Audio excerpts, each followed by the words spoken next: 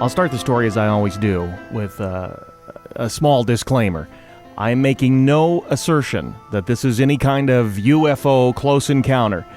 The only thing I will tell you is that I have no idea what was in the woods that night, and everything you're about to hear is true. This whole thing started circa 1975 in the homestead in the backwoods of Alaska. On our property, we had two small cabins. We had a lower cabin and we had an upper cabin. My brother George and his wife were living in the upper cabin. The rest of my family was in the lower cabin. And it was about this time of the year. It was late autumn. There had been some snow flurries. The leaves were off the trees. And, of course, as it is the case in Alaska this time of the year, it was a lot of darkness. Gone were the long days of summer. We were now into the beginning of winter. My brother George had gone up to the upper cabin for the night, and we had all turned in. And he came bursting through the front door and yelling about a blue light behind the cabin. None of us knew what was going on. So we all kind of got up and got around and went out into the front yard and looked back up the hillside to the upper cabin. Behind the upper cabin, probably, I'm going to say twice the size of the cabin, was a blue pulsating orb. And when I say blue, it was the type of blue, almost like the blue of like an arc welder, like an electric blue. And it was behind the upper cabin, just pulsing. I should also say that before we even went out into the yard, it really sounded like there was a hurricane outside. There was just this immense amount of wind, and you could hear trees being uprooted and trees snapping and trees falling down left and right. It really sounded like every tree in the woods were just being ripped apart. It sounded like that, although there was no wind. You had the sound of wind and you had the sound of trees being uprooted, but as we stood in the yard, there was no wind. There was no wind blowing. There was just the sound of wind. You also have to remember that at this time, it was probably the peak of the Cold War. And we were right on, of course, the doorsteps of Russia and then the Soviet Union. And there was a lot of military and there was a lot of things going on in Alaska at that time. And our first instinct was not, oh, hey, here's a UFO. Our first instinct was, what is going on? What's happening? Is this a military thing? And my mother even said at the time, because of the wind and the sound and all the trees, that maybe a helicopter had crashed behind the cabin. And my brother Rick, he wanted to go up and investigate. My mother was having no part of that. She was a little bit, I think we were all, other than my brother Rick, I think we were all a little bit scared. And so we didn't know what to do. So we're all standing out there looking at this thing, and I really don't know how much time went by. A few moments passed, maybe 10 minutes, while we were figuring out what should we do? How do we proceed? My brother said, I'll tell you what, I'm going to fire a shot into the air, and if they're in distress, if somebody's up there, they'll send up a flare, they'll signal back, they'll indicate in some way that they need help, and then we can proceed. So my mother said, okay, just fire one shot into the air, and if they need help, then we'll help them. Now, it's at this point in the story where things take a decided turn. My brother fired a shot into the air. Now, the light, which was at the time much bigger than the cabin, immediately shrunk down to a size where it was actually smaller than the cabin. It was still behind the cabin. We could still see light around the cabin, but this big light that was back there was now smaller than this small cabin. And we all had the same sense at about the same time that something was coming towards us. The light stayed stationary, but there was something or someone coming down the hill towards us.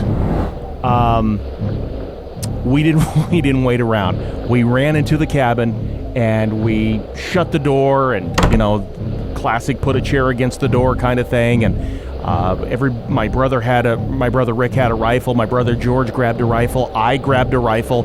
I had a little single shot 22 that didn't eject shells, and I had to dig them out with a butter knife.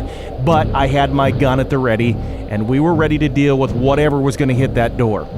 And we waited, and we waited, and we waited, and it just sounded like the world was coming to an end outside the cabin. The wind was howling, and trees were breaking, and it was just a din of noise. And my mom said, well, this is crazy. I'm calling the state troopers. She got on the phone. She called the state troopers. She said, I don't know what's going on. There's a light out in the woods. And, of course, they went, oh, okay, here we go. And he said, okay, well, we'll be out there in a little while. So, again, we lived quite a ways away from anybody else. So a good amount of time passed before the troopers showed up. And I can only tell you those were the longest minutes/hours of my life. As we were sitting in this cabin, it sounded like the world was ending outside the cabin, and we didn't know what was going on or what was going to hit that door at any second. Finally, off in the distance, I heard a siren. And, boy, I was just relieved. And even before I could say, hey, here comes the police, all sound outside the cabin stopped immediately. I mean, it was just 1 minute it was there, and the next minute, complete silence. It's a knock on the door. We open the door. It's a state trooper. They're like, what's going on? So we tell them the story, and they, of course, think we're crazy. They get in the, well, we'll file a report, and they get in the car, and they leave. Well, needless to say, nobody was sleeping that night.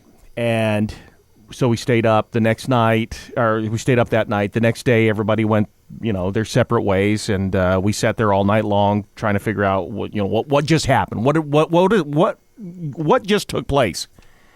And like I said, the next day, everybody goes their way. I go to school. My brothers go to school. As it happened, schedule-wise, I used to get home a half an hour before my brothers. They were in higher grades, and I would always get home about a half an hour before them. So I got home the next day, and I was by myself. I wasn't really concerned about, I don't know, I wasn't concerned about the situation last night, and, I wasn't thinking about it too much. So I walked up the steps to our cabin, and I opened the door, and immediately the phone rang. I answered the phone, and before I could even say, I think I did say hello, but before I could say anything else, the voice on the other end of the line said, "Hello, Terry. This is Lieutenant Brown. How are you feeling today?" And I said, I feel fine. And he said, "Okay." And he hung up. I didn't think about it, to be honest with you. I was a little boy. I don't know. I don't even remember if I even mentioned it to my parents. I don't think that I did. For the next 2 weeks, every day, when I would come home from school, before I could even finish walking through the door, the phone would ring, and the guy would say the same thing. "Hello, Terry. This is Lieutenant Brown. How are you feeling today?" I would say fine, and he would hang up. And that went on for 2 weeks. My mother actually called Elmendorf Air Force Base And she said, listen, you don't have to tell me if there was something going on, if you were testing something. I understand military secrets and so on, but I just need to know if my family's in danger. And again, this is the middle of the Cold War. We didn't know what was going on. She just said, I want to know if my family's in danger. Just tell me that. And they said, no, we have no idea what you're talking about, but you're in absolutely no danger. And then one day, the phone calls stopped, and I never heard another word. The next day, or maybe a couple days after the incident, my brothers and I did go back up onto the hill and see if we could find anything.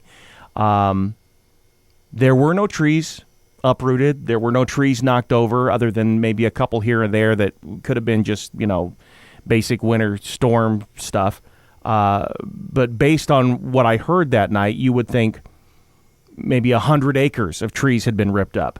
And there were no trees ripped up. There were no trees knocked down. There was nothing. So make of it what you will. That's the Blue Light Story. Thanks for listening.